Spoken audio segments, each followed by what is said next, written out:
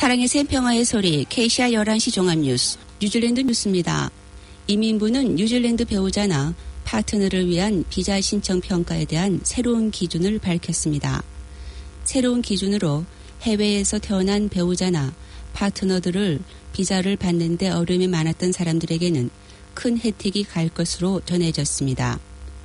지난 5월 일정 기간 이상 같이 살지 않았을 경우 파트너십 비자를 취득하기가 어렵게 된 규정이 발표됐으나 어제 새로이 발표된 기준에는 이와는 반대로 파트너의 민족이나 국가의 전통적 또는 문화적 관례를 예우해 이를 감안하는 것으로 알려졌습니다.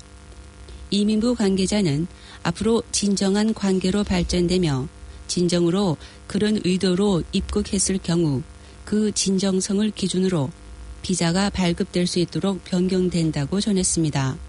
따라서 신청자들은 이런 진정성을 입증하기 위한 관련 자료들을 같이 제출해 비자 발급에 도움을 받을 수 있도록 안내되고 있습니다. 내년도 총선에 오클랜드의 플랫부시 지역구가 새로이 생겨날 것으로 알려졌습니다. 새로이 생겨날 플랫부시 선거구는 후오나와 마누레와 파파쿠라 그리고 와틀스다운이 타카니니 지역 주민들을 대표하게 될 것으로 전해졌습니다.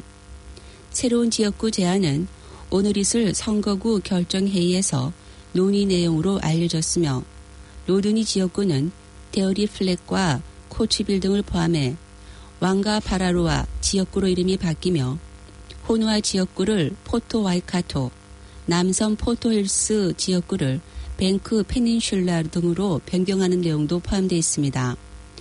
오늘 이 내용이 결정되게 되면 북섬은 49개 지역 선거구, 남섬 16개 선거구, 마우르 7개 선거구로 지난 선거에 71개 지역구에서 72개로 늘어나게 되며 이에 따라 49명의 전국구 의석이 48석으로 줄어들게 됩니다.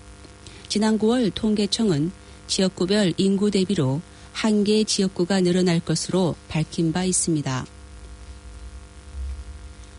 워킹컴 저소득층과 수당수급자의 치과 치료비로 연 2천만 달러를 지원하고 있으며 이 중 절반은 정부 대출로 지원되고 있다고 밝혔습니다. 저소득층 및 수당수급자는 1년에 응급치과 치료비로 300불을 사회복지부에서 지원받고 있으며 이는 상환할 필요가 없습니다. 반면 고가의 치료 지원은 상환수당으로 사회복지부에 신청할 수 있으며 이는 아무리 소액일지라도 상환해야 합니다. 수당수급자 대변인은 치과 치료는 인간의 기본 권리이고 정부는 이에 대한 충분한 지원이 이루어지거나 무상이 되도록 해야 한다고 밝혔습니다.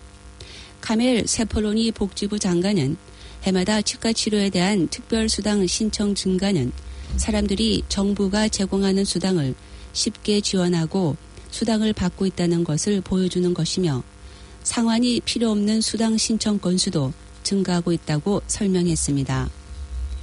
또한 복지부 장관은 국민건강부가 치과 치료를 좀 더 쉽게 받을 수 있는 장기 계획을 수립하고 있다고 말했습니다. 정부 산하 복지 전문가들은 응급치과 치료 비용을 감당할 수 있도록 정부가 검토해 수당 상한액을 증가시켜야 한다고 정부에 권고했습니다.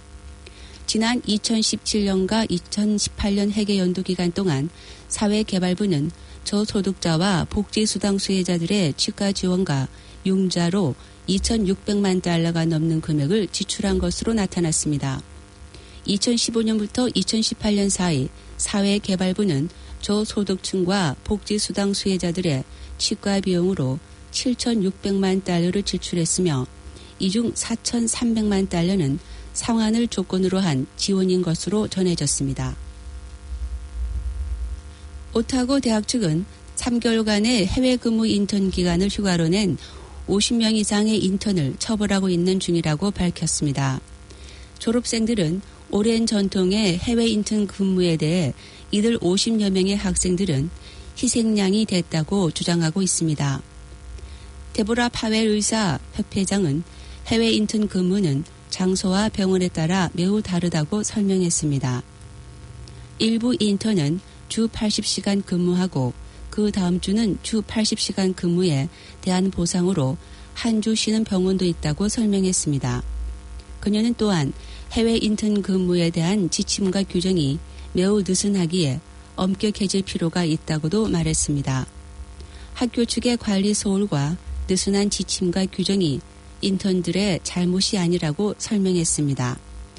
해외 인턴 근무 규정을 어긴 53명의 학생들은 반성문을 쓰고 지원금의 일부를 상환하고 12월 동기생들과 함께 졸업식에 참가할 수 없습니다. 학교 측은 해외 인턴 근무 금지 지역에 대한 블랙리스트를 작성하고 근무 보고서 작성을 강화하는 등의 지침과 규정을 시작했다고 밝혔습니다.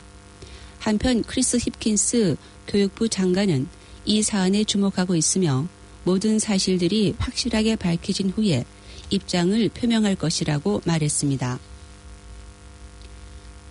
중앙은행인 리저브뱅크는 BNZ은행의 관리를 더 강화할 것으로 밝히며 통화 리스크 관리를 위한 예치금을 추가로 2억 5천만 달러를 더 늘리도록 한 것으로 알려졌습니다.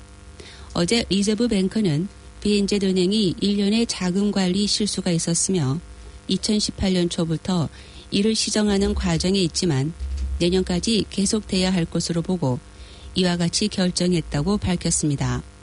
자금 관리 실수로 지난 수년 동안 위험 요소 비중 평가에 대한 착오가 있었다고 덧붙이며 중앙은행은 BNZ은행에게 예치금을 지금의 3억 5천만 달러에서 2억 5천만 달러를 늘려 6억 달러로 하도록 한 것으로 전해졌습니다. 중앙은행의 조프 바스칸드 부총재는 BNZ이 보안 작업이 완료되었을 때 추가로 보담한 예치금을 환불하게 하며 BNZ 측도 중앙은행의 관리에 대해 긍정적으로 받아들이고 보안 작업을 진행 중인 것으로 알려졌습니다. 오늘의 환율 정보입니다. 뉴질랜드 달러와 대비 원화의 기준 환율은 747원 43전, 한국에서 보낼 때 754원 90전, 한국에서 받을 때 739원 96전입니다. 끝으로 날씨입니다. 오클랜드 오늘은 대체로 흐리고 곳에 따라 소나기가 오겠습니다. 낮 최고 기온은 20도로 예상됩니다. 목요일인 내일은 대체로 맑겠습니다. 아침 최저 기온은 11도, 낮 최고 기온은 18도로 오늘보다 낮겠습니다. 30분까지 방송되고 있습니다. 다음 방송 시간까지 안녕히 계십시오.